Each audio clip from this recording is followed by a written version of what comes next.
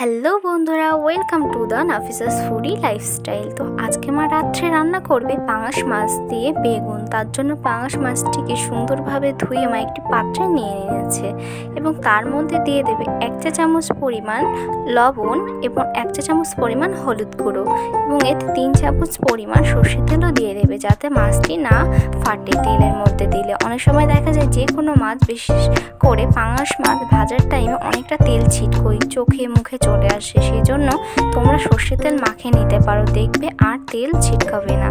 তো মা এটিকে হাতের সাহায্যে সুন্দরভাবে হলুদ, লবণ এবং তেলটিকে মাছের সাথে মিশিয়ে নিচ্ছে। মাখিয়ে নেওয়ার পরে এবার কড়াইতে মা তেল দিয়ে দেবে। তেল দেওয়ার পরে তেলটি যখন গরম হয়ে যাবে, তো এবার মাছগুলিকে তেলের মধ্যে ভাজার জন্য দিয়ে দেবে। তো মাছগুলিকে ভাজার জন্য তেলের মধ্যে দিয়ে দেওয়ার পরে তাকে সময় দিয়ে লো টু মিডিয়াম আঁচে ভেজে নিতে হবে লাল লাল করে। তো তোমরা দেখতেই পাচ্ছ মা কি সুন্দরভাবে লাল লাল করে মাছটিকে ভেজে নিচ্ছে। তো একটু ভেজে নেওয়ার পরে প্লেটে সুন্দরভাবে তুলে নিয়েছে। তুলে নেওয়ার পরে এবার ওই তেলের মধ্যেই পেঁয়াজ কুচি একটি এবং 5 থেকে 6টি কাঁচা লঙ্কাও দিয়ে দিল। দিয়ে দেওয়ার পরে তেলের সাথে পেঁয়াজ কুচি এবং কাঁচা লঙ্কাটি মা ভেজে নেবে, লাল লাল করে ভেজে নেবে। ভেজে নেওয়ার পরে এবার কেটে রাখা বেগুনগুলো দেওয়ার আগে পরিমাণ মতো পানি দিয়ে দেবে এবং কেটে রাখা বেগুন এবং আলুগুলো এর মধ্যে দিয়ে দেবে।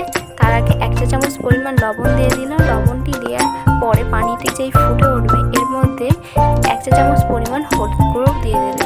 দিয়ে দেওয়ার পরে পানিটি যখনই ফুটে উঠবে, ফুটন্ত হয়ে উঠবে, তখনই এর মধ্যে বেগুন এবং আলু কাটাটি ধুয়ে রাখা ছিল সেটি এবার দিয়ে দেবে। দিয়ে দেওয়ার পরে কিছুক্ষণ এটি হতে থাক, 5 থেকে 7 মিনিট এটি হতে দেবো। এর মধ্যে মা জিরেটাকে বেটে নেবে শিলে। তো জিরেটাকে একটু সামান্য একটু পানি দিয়ে জিরেটাকে বেটে নেবে। অর্ধেক বাটা হলে এর মধ্যে একটি পেঁয়াজ মা অ্যাড করে দেবে বাটার জন্য। পেঁয়াজের সাথে জিরেটি বেটে নেবে মা।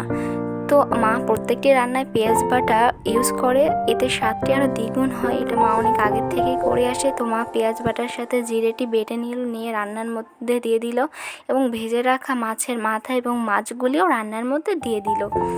তো ভেজে রাখা মাছগুলি মা তরকারির মধ্যে দিয়ে দিল। দিয়ে দেওয়ার পরে এটিকে হতে দেবে প্রায় 5 থেকে 6 মিনিট এটিকে হতে দেবে। হতে দেওয়ার পরে ফুটে এবার আমাদের রেডি পাঙাশ মাছের সাথে বেগুন। তো পাঙাশ মাছের সাথে বেগুন রান্নাটি তোমাদের কেমন লাগলো অবশ্যই তোমরা জানিও।